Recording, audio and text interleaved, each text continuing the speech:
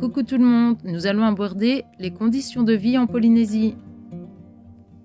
Les points positifs que l'on peut mettre en avant, les décors magnifiques, beaucoup de personnes sont accueillantes et chaleureuses, les bruitages de la nature, les cultures, les traditions, les danses, les festivités, le temps plus ou moins linéaire, environ 27 degrés de moyenne, et de temps en temps de la pluie.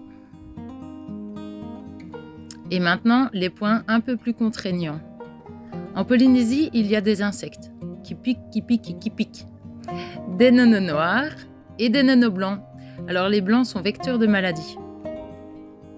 Il y a les sans-pieds, appelés mille-pattes ou centipèdes. Il faut faire attention à chaque petit recoin, parce qu'ils ont tendance à se cacher. Un habitat fantastique pour eux, c'est les palmiers. On en trouve aussi entre les cailloux. Ils aiment se faufiler dans les petites cachettes de votre habitat. Donc, il est préférable de vérifier la literie avant de se coucher. Contrairement à ce qu'on voit sur les photos, et qu'on ne voit même pas du tout finalement, c'est les acacias. Les acacias sont coupés et donc repoussent des petites branches. Et les petites branches qui sont coupées aussi deviennent un vrai danger parce que quand vous marchez, vous pouvez vous enfoncer facilement des acacias dans votre chaussure qui traversera ainsi votre pied. Et c'est vraiment pas agréable. Et il y en a partout. Il y a aussi des arbres à grosses épines, comme le bougainvillier. Là aussi, si vous marchez, il est fort probable que vous ressortiez avec une épine coincée dans la chaussure ou dans votre pied. Mais ça, vous le sentirez. Il y a aussi les cactus qui perdent leurs épines. Les scorpions là-bas piquent mais ne sont pas venimeux. On trouve aussi des guêpes jaunes Olivaceus. La piqûre est douloureuse. Les nids des guêpes jaunes sont souvent à ras du sol. Les chiens errants peuvent être un danger pour vous et même pour les enfants. Certains enfants se sont même retrouvés à attendre des heures sur un caillou pour pouvoir passer et aller chez eux. Ne vous attendez pas à beaucoup d'activités.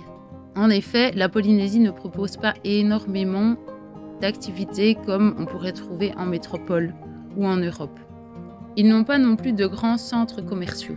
Préparez-vous bien à conserver vos aliments hermétiquement, car sinon vous aurez une invasion de fourmis en très peu de temps. Vous y trouverez aussi les fourmis de feu. Elles sont rouges et sont attaquantes. Elles mordent dès lors que vous êtes près de leur nid. Tout est très long à arriver. Les négociations, les papiers, les colis, vos commandes, tout. Il vous faudra beaucoup de patience pour beaucoup de choses. Il y a plein de petites bébêtes sous-marines. Poissons-pierres, oursins. Les eaux ne sont pas safe à 100%.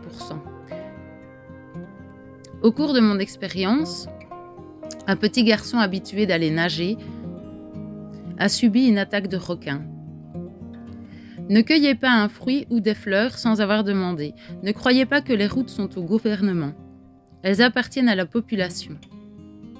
Les nuisances sonores intempestives. La musique peut être un problème pour certains. Les coqs qui cocoricotent pendant la nuit. Mais c'est pas un ou deux coqs. Des fois, c'est par vingtaines de coqs. Les chiens qui aboient à longueur de temps. Il y en a un qui aboie et là, c'est la catastrophe.